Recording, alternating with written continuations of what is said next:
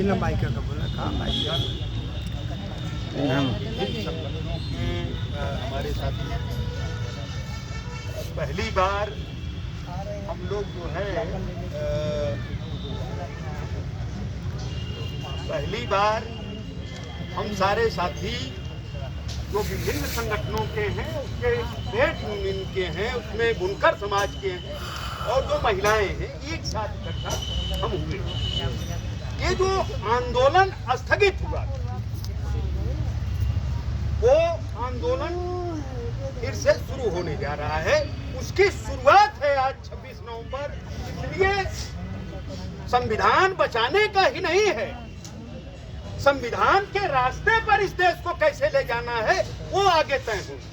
इसलिए हम आज समझते हैं कि यही नहीं, इस देश के 500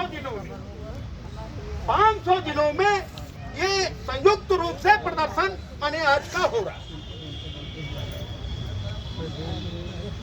ये जब हम लोग माने इसको शुरू कर रहे थे और उसकी बात में दो चीजें आ गई थी।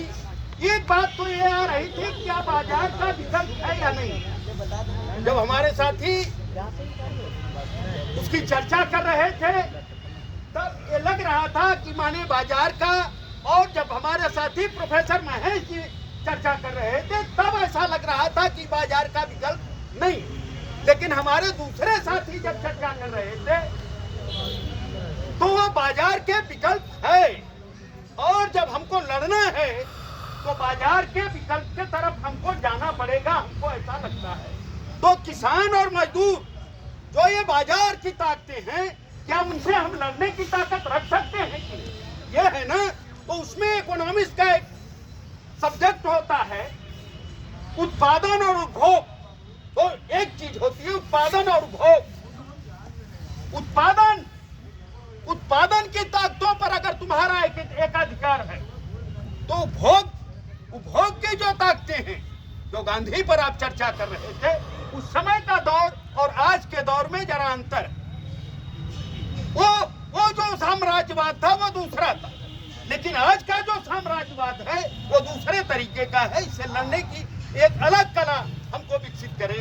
आज वो ये हालत में नहीं है आप हैं कि उन उत्पादन की चीजों का बहिष्कार कर सकते। उस समय विदेशी वस्तुओं का बहिष्कार आप कर जाते थे। विदेशी वस्तुओं को माने कैसे हमें नहीं करना, तब आपको लग रहा था कि हम इन उत्पादन की साधनों पर और रोक सकते थे, मैनचेस्टर के धागे को रोक सकते थे। लेकिन आज वो स्थिति इस देश के किसान और मजदूर की नहीं है, इसे स्वीकार करना पड़ेगा। और अगर ये स्थिति बनाई जा सकती, उपभोग की चीजों को अगर हम रोक सकते हैं तो हम समझते हैं कि सारे उत्पादन की ताकतों को हम रोक सकते हैं और एक नए भारत पर नए सिरे से फिर से समझ बनाई जा सकती है। हमको ऐसा लगता है बाजार से लड़ने का भी विकल्प है। दुनिया में हर चीज का विकल्प है, और विकल्प जिस तरीके से किसान संसद 13 महीना तक चला था और चल करके जिस तरीके से बताया था, और वो ताकत उसका वजह था कि जब आपका पूर्वांचल गर्म होने लगा था और देश के भाग गर्म होने लगे थे, तब मोदी ने खींचा, वापस लिया था, कहा था हम वापस ले रहे हैं।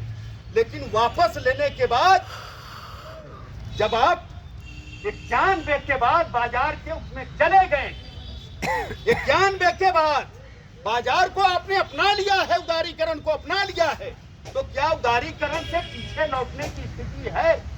और जिन लोगों ने भी उदारीकरण के तरफ ले गए, क्या उनसे भी बाजने की स्थिति है कि नहीं? ये आपको किसान आंदोलन को आगे आने वाले दिनों में तय करना पड़ेगा, ऐसा हमको लगता है। क्योंकि बाजार से लड़ना है, और बाजार से जब लड़ना है तो उपभोग के ऊपर भी हमारा नियंत्रण किस तरीके का होगा। और यदि उपभोग को हम बंद करने की ताकत में आ गए तो निश्चित तौर पर ये जो एका बनेगा वो देश का बड़ा एका होगा, देश के निर्माण का और देश को समता के रास्ते पर ले जाने का बड़ा एका होगा। हम समझते हैं आज आपके बीच में जो बहस चली है, इस देश की जो हालात हुई है, उस हालात से देश को बचाने का एक नया मुहिम जो हमारा आज शुरू हो रहा है, देश के संविधान दिवस पर हो रहा है। हमको समझ में आता है कि संविधान दिवस पर हम देश को एक नए रास्ते की तरफ ले जाएंगे। आज मैं समझता हूं कि बड़ी देर हो गई है और जो बात थी वो सारी बातें आ चुकी हैं और मुझे आगे की चीज नहीं करना है। लेकिन जब हमारे साथी देवाशीष जी कह रहे थे तो हमारी एक नजर उस पर गई थी। जब हम लोगों ने कटोरी देवी को लेकर के रिक्शे से विधानसभा को भीतर घुस गए थे हम लोग, तब की घटना और आज की घटना में बड़ा अंतर आ गया। तब ये बड़ी घटना होती थी, जिस तरीके से चर्चा कर रहे थे कि इन सारी चीजों से हमको फेंक रहे, हमको फेंकते फेंकते यहाँ तक लाए हैं। और यही नहीं हुआ देवाशीष जी, जंतर मंतर पर जब उस आंदोलन को उठा लिया गया था, रेसरों के आंदोलन को उठा लिया गया था, वो फिर लगने नहीं दिया गया। तो ये कमजोरियां हैं और इस देश की बड़ी ताकत होने के बावजूद भी ऐसी घटनाएं हो रही हैं।